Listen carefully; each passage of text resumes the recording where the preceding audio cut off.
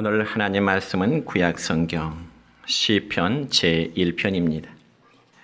시편 제1편 1절부터 3절에 있는 말씀까지 봉독해 드립니다. 복 있는 사람은 악인들의 꾀를 따르지 아니하며 죄인들의 길에 서지 아니하며 오만한 자들의 자리에 앉지 아니하고 오직 여호와의 율법을 즐거워하여 그의 율법을 주야로 묵상하는도다. 그는 시냇가에 심은 나무가 철을 따라 열매를 맺으며 그 잎사귀가 마르지 아니함 같으니 그가 하는 모든 일이 다 형통하리로다. 아멘. 사랑과 메시지의 축복의 메시지 나눕니다. 사랑하고 축복합니다. 사랑하고 축복합니다. 감사합니다. 오늘은 구약 성경 시편 1편 1절로 3절에는 말씀을 중심해서 복 있는 사람은 이라는 제목으로 말씀을 선포하고자 합니다. 성도 여러분, 우리는 이미 일주일 전에 2018년 해를 넘기게 되므로 송구영신하게 되고 그리고 희망찬 새해를 맞이하게 되었습니다. 그래서 지난 2018년의 시간은 이미 우리에게 과거의 시간이 되어버렸고 그 시간들은 또다시 우리에게 되돌아오지를 않습니다. 그렇다면 우리가 지난 한 해를 보내고 새해를 맞이한 여러분 각자의 마음은 어떠십니까? 누구나 새해를 맞이할 때면 새로운 소망과 그리고 새로운 꿈을 갖기 마련입니다. 그래서 지난 한 해 동안 물질적으로 힘들었던 가정은 경제적인 소득을 소망할 수가 있을 것이고 또 육체적으로 몸이 아파서 힘들었던 분들은 건강의 복을 소원하기도 하실 것입니다. 그래서 모든 성도들의 한결같은 소원은 새해에는 복 받기를 원하는 마음이기 때문에 복을 받는다고 하면 어떠한 일이라도 하려고 합니다. 그래서 너 하는 것을 보니 정말 저주를 받겠다면 굉장히 듣기 싫고 마음이 상했지만 너 하는 것을 보니 정말 복을 받겠어 이런 말을 한다면 마음의 흐뭇함과 기분이 좋을 것입니다. 그리고 또한 남의 집을 방문해서 그 집의 아기를 보면서 참 왜 이리 못생겼냐 그러면 그 아이의 부모는 굉장히 기분이 나쁠 것이겠지만 아이가 참 예쁘네요. 아이가 참 복스럽네요. 그러면 그 부모는 좋아할 것입니다. 그만큼 우리 모두에게는 복에 대한 갈망함이 있습니다. 그러면 과연 복의 기준은 무엇이며 그 복은 과연 어디에서 우리에게 오게 되는 것일까요? 흔히 세상 사람들은 말하기를 어떤 사람이 복받았다면 출세했다든지 아니면 어느 날 갑자기 재물의 풍성함을 얻었을 때 복을 받았다고들 이야기합니다. 물론 그런 조건들이 복이 될 수 있습니다. 그런데 상황을 바꿔 말하자면 어떤 사람이 출세하지 못하고 또 재물이 없어 고달픈 사람은 복받지 못한 사람이라고 단정 지을 수 있을까요?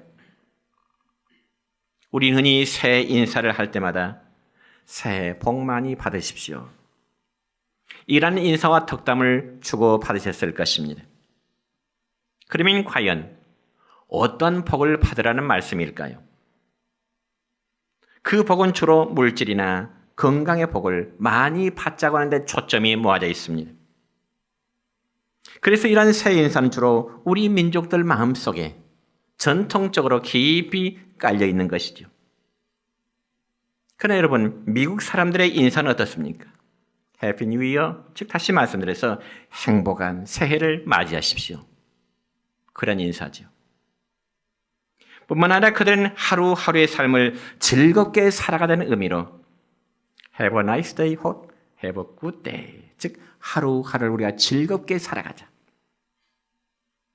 그런데 한국 사람들은 언제부터인지는 몰라도 새해에는 복을 받아도 많이 받으십시오. 그러한 인사가 하나의 습관화 되어버렸습니다. 그러나 저는 여러분에게 새해 인사를 이렇게 한번 바꿨으면 어떨까요? 한번 따서 해볼까요? 새해는 옆 사람 보면서요. 새해는 행복하십시오. 다시 한번요. 새해는 행복하십시오. 좋지요? 네. 여러분 얼마 전에 대학가의 학생 한 명이 자기 학교 게시판에 여러분 안녕하십니까라는 대자보를 붙였습니다. 그러면서 결론은 자기 자신은 안녕하지를 못한다는 것이죠. 왜냐하면 대학 졸업을 앞두고 있지만은 앞으로의 취업 문제가 자기에게는 커다란 장벽을 이루고 있기 때문에 그렇습니다. 그렇다면 여러분은 지난 한 해 동안 안녕하시고 행복하셨습니까?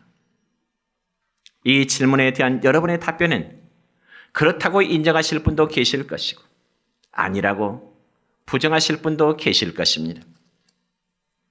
그러면 과연 성경에서는 행복한 복의 개념을 어떻게 말씀하고 있을까요? 여러분 먼저 구약 성경에 보면 이 단어를 복이라는 단어를 보니까 똑바른 길로 나간다. 히브리어로 그런 단어의 의미가 있습니다. 그러니까 여러분 사람이라면 누구나 원하는 길, 즉 복을 얻는 길에서 벗어나지 않고 똑바로 나가는 것이 바로 참 복이라는 의미입니다. 그러면 과연 그 길은 어떤 길을 말씀하는 것일까요? 그것은 바로 하나님께 순종하는 길임을 믿으시길 바랍니다.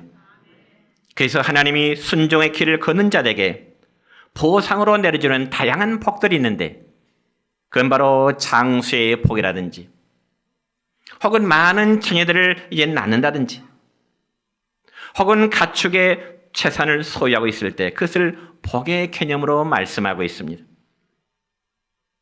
그러니까 현세적이요 소유적인 명에 아주 강조점을 두고 있습니다.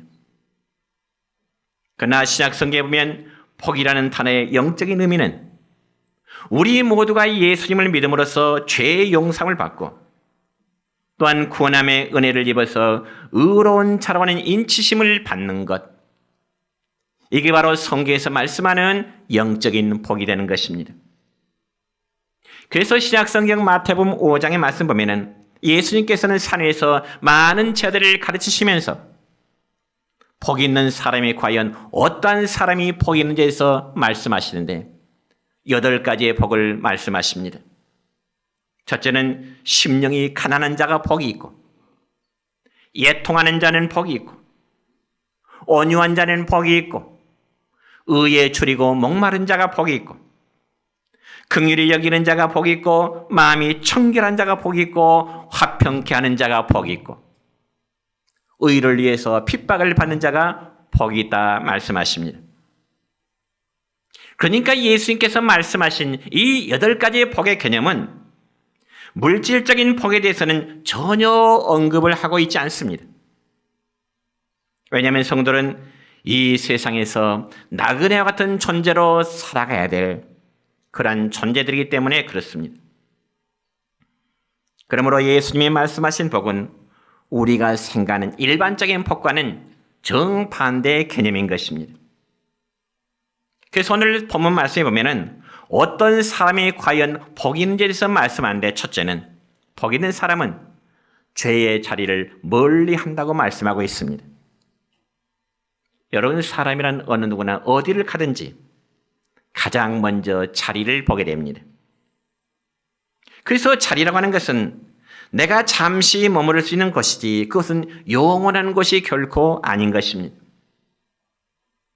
그렇다면 과연 내가 잠시 머무를 수 있는 그 자리가 어떤 자리인지는 한번 생각해보고 한번 살펴보고 앉든지 일어서든지 해야 되는 것입니다. 여러분 예를 들어서 여러분이 봄이나 가을에 나들이를 갔을 때 어느 곳에 잠시 쉬었다 가기 위해서 어느 곳을 앉고자 할 때 무작정 털썩 주앉게 되나요? 그렇지 않습니다. 앉고자 하는 곳에 더러운 것이 묻어있지는 않는지 묻었으면 닦아내고 앉든지 아니면 앉고자 하는 그 자리가 더러면 다시금 다른 장소로 옮기게 되는 것입니다. 이와 마찬가지로 복 있는 성도는 항상 죄를 멀리하기를 힘쓰는 자가 오늘 성경에서 말씀하는 복 있는 사람이라 그렇게 정의하고 있습니다. 그렇다면 오늘 본문 1절의 말씀을 같이 읽습니다. 시작. 복 있는 사람은 악인들의 꾀를 따르지 아니하며 죄인들의 길에 서지 아니하며 오만한 자들의 자리에 앉지 아니하고 그렇습니다.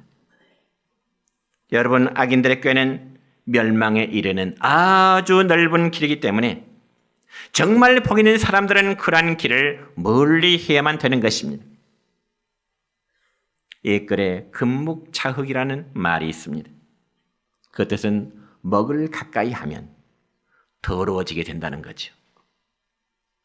이걸 좀 더 쉽게 우리가 적용하자면 나쁜 사람과 사게 되면 나쁜 것에 물들기 쉽다는 것입니다. 여러분, 중국의 공자 선생은 이런 교훈을 제 아들에게 주었습니다. 심성이 고운 사람과 더불어 살면 그 방에 화사하게 핀 아름다운 난초가 들어온 것 같아서 그 향이 비록 눈에 보이진 않지만은 항상 그 향이 방에 가득할 것이고, 반면에 심성이 곱지 못한 사람과 더불어 살면 마치 생선 썩은 비린내가 들어온 것 같아서 그 비린내가 눈에 보이지 않지만은 그 비린내가 몸에 배인다. 그러므로 군자는 앉을 자리와 어울릴 사람을 반드시 가려서 사귀라. 이라는 가르침을 주었습니다. 사랑하는 성도 여러분이요, 저는 여러분에게 금년 한 해를 시작하면서 기도의 제목을 하나 드리고 싶습니다. 그건 바로 하나님, 금년은 내가 잠시라도 머물 장소가 어디가 되든지 그것이 죄악된 자리가 되지 않도록 도와주세요. 이러한 기도 제목이 여러분의 기도가 되시기를 축원합니다. 그리고 또한 복 있는 사람은 오만한 자리에도 앉지 않는다 말씀하고 있습니다. 여러분, 여기 오만하다고는 단어의 원래 의미를 보니까 비웃고 흉내낸다, 그런 뜻입니다. 그래서 이 말을 우리가 종교적인 의미로는 거룩하고 진실된 것을 마치 농담거리로 여기고, 심지어는 하나님을 모독하고 하나님을 회방하는 행위가 오만하다, 그런 뜻입니다. 그러므로 이런 자는 믿음으로 경건하게 사는 사람을 비웃고 또 조롱하게 되는 것입니다. 이처럼 오만한 자의 자리란 죄의 최의 정상을 뜻하기도 하죠. 여러분처럼 오만함이란 하나님을 거스르며 또 하나님을 업신여기는 일로서 하나님을 믿지 않는 인간들이 가장 범하기 쉬운 죄가 바로 오만함의 죄인 것입니다.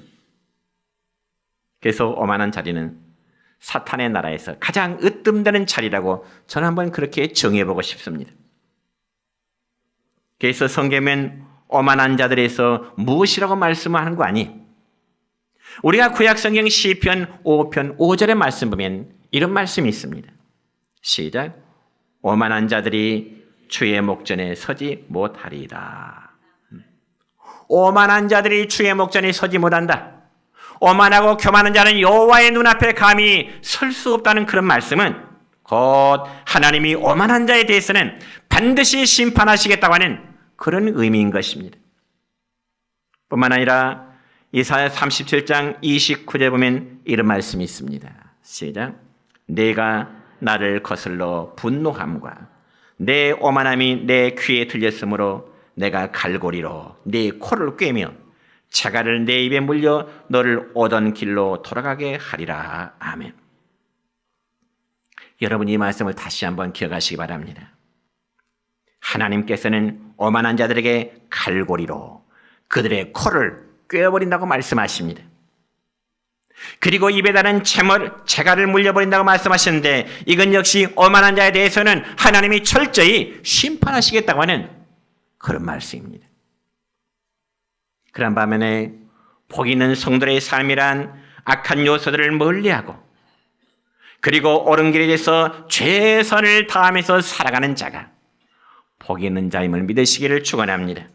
그래서 시편 32편 1절로 2절까지의 말씀을 보면 또 이렇게 기록됩니다. 시작. 허물의 사함을 받고 자신의 죄가 가려진 자는 복이 있도다. 마음에 간사함이 없고 여호와께 정죄를 당하지 아니하는 자는 복이 있도다. 아멘. 사랑하는 성도 여러분이여, 금년 한 해는 정말 복된 한 해가 되시길 바라며 무엇보다도 죄된 장소 그리고 죄의 길을 멀리하는 여러분 되시기를 축원합니다.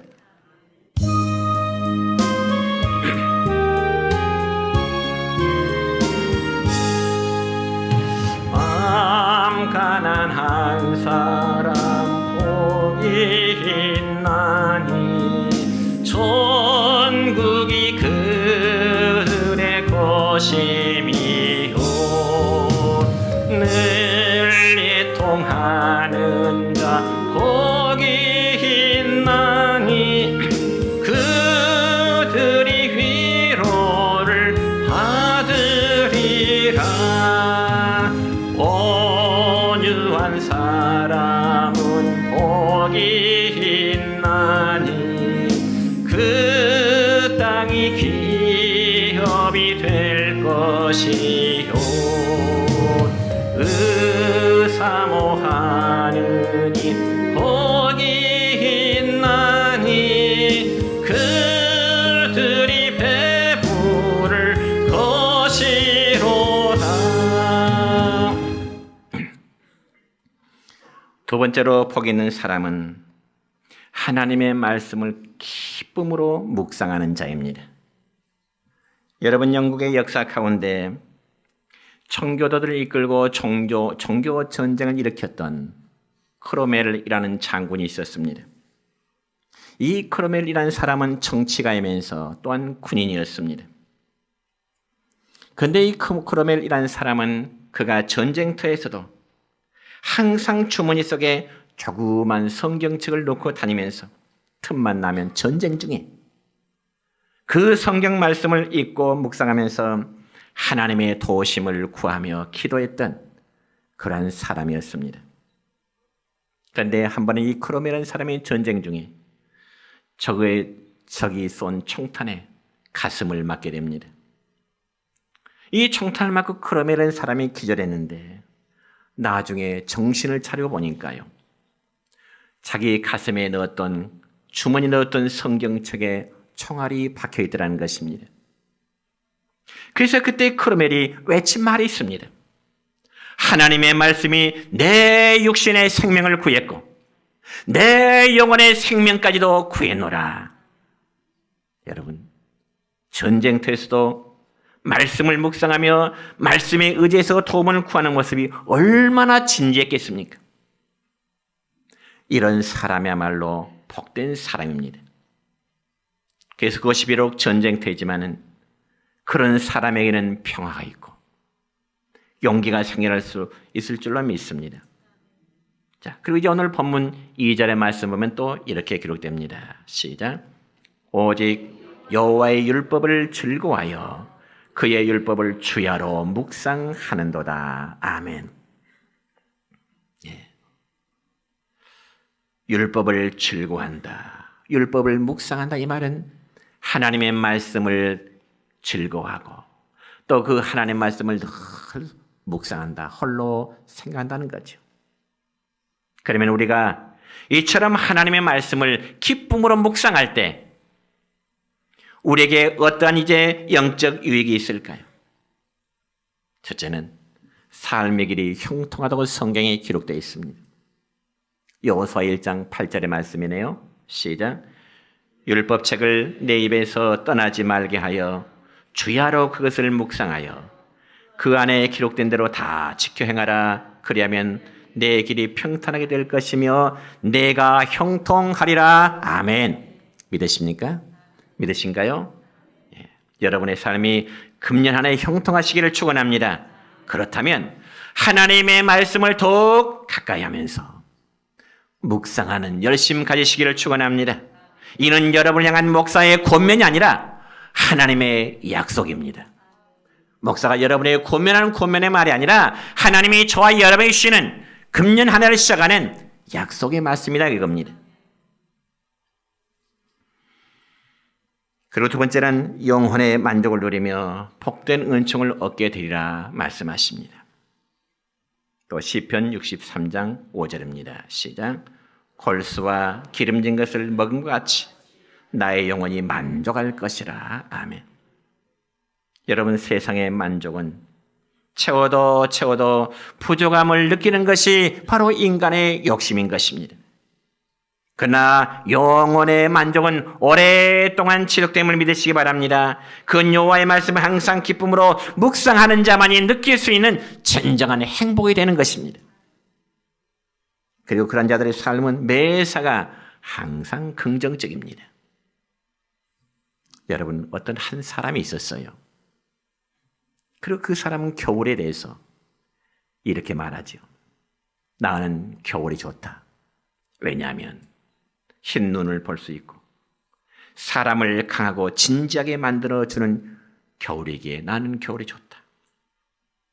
그리고 나서 봄이 오면 또 이렇게 말합니다. 나는 온갖 아름다운 꽃들이 피고 따뜻하니 봄은 봄대로 좋다. 그리고 여름, 가을에 대해서도 물으면 그는 이렇게 대답합니다. 여름은 초목이 우거지고 활기가 넘치게 좋고 또한 가을은 시원함과 풍성한 열매, 기쁨을 주기에 나는 좋다. 이런 사람, 이런 긍정적인 마음을 가지고 살아가는 사람이 진정한 행복한 사람인 줄 믿습니다. 그런데 이와는 또한 정반대의 사람이 있습니다. 겨울이 오면 춥고 게을러져서 싫고 여름이 되면 덥고 땀이 나서 싫고 가을이 되면 처량하고 험해져서 싫고 봄이 되면 곱고 센 바람이 불고 노곤해서 싫다. 그러면서 매사에 싫다는 소리밖에 하지 못하는 사람인데 이 사람은 불행한 사람인 것입니다. 그럼 사랑하는 성도 여러분이요, 하나님 우리에게 긍정적인 사고로 행복하게 이 금년 하에도 살아가기를 원하시는 것입니다.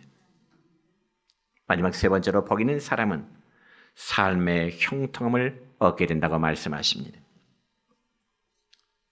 여러분의 삶은 지난 해 동안 우리가 2018년 한 해를 되돌아오면서 여러분의 삶은, 여러분의 가정은, 여러분의 생업이 형통하셨습니까? 아니면 파란 곡절 많았던 한 해였다고 생각하십니까? 물론 여러분의 생각 여부에 따라 각기 다르게 대답하실 수 있을 것입니다. 그러면서도 우리 모두의 공통된 마음은 우리가 새로운 한 해를 시작하면서 2019년 한 해는 정말 우한 질고 없는 한 해가 되었으면 좋겠다 한 것이 간절함이 저의 소원, 우리 모두의 소원이 될 것입니다. 그래서 오늘 본문 마지막 3절의 말씀 보면은 이런 말씀이 기록됩니다. 시작. 그는 시냇가에 심은 나무가 철을 따라 열매를 맺으며 그 잎사귀가 마르지 아니함 같으니 그가 하는 모든 일이 다 형통하리로다. 아멘. 여러분, 이 말씀은 의인이 하나님의 말씀 안에서 항상 기쁨을 공급받는 상태를 마치 시냇가에 심은 나무에 비유를 하고 있습니다. 여러분이 시냇가에 심어진 나무는 어떻습니까? 항상 충분한 수분과 영양을 공급받기 때문에 때가 되면 그 나무는 자연히 과실을 풍성하게 맺게 될 것이고 또한 왕성한 생명력을 자랑하게 될 것입니다. 그러므로 하나님을 경외한 자의 삶은 항상 하나님으로 말미암은 풍성한 복의 열매를 맺게 되는데 그 복의 열매가 뭐냐? 바로 형통함의 열매인 줄로 믿으시길 축원합니다. 그렇다면 이 말씀은 하나님을 경외하는 자가 이 세상에 사는 동안에 무슨 일이든 실패를 겪지 않고 부귀영화만 누리게 된다는 그런 의미일까요? 그건 아닙니다. 우리는 우리 주변에서 정말로 믿음을 생활을 잘하는 성도가 때로는 사업에 실패하는 경우도 보고요. 때로는 예상치 못한 사고로 인해서 큰 어려움을 겪는 그런 경우들을 종종 보게 됩니다. 그렇다면 그분들은 복을 받지 못해서일까요? 아니면 삶의 형통함이 없기 때문일까요? 그건 역시 아닙니다. 사실 우리 성도들 역시 근본적으로 하나님 앞에서는 너 날 거든 모든 사람이 다 죄인이지만은, 그래서 이 땅에 사는 동안은 죄와 질고에서 우리는 벗어날 수가 없습니다. 그리고 때로는 하나님께서 성도들을 사랑하시기에 연단의 목적으로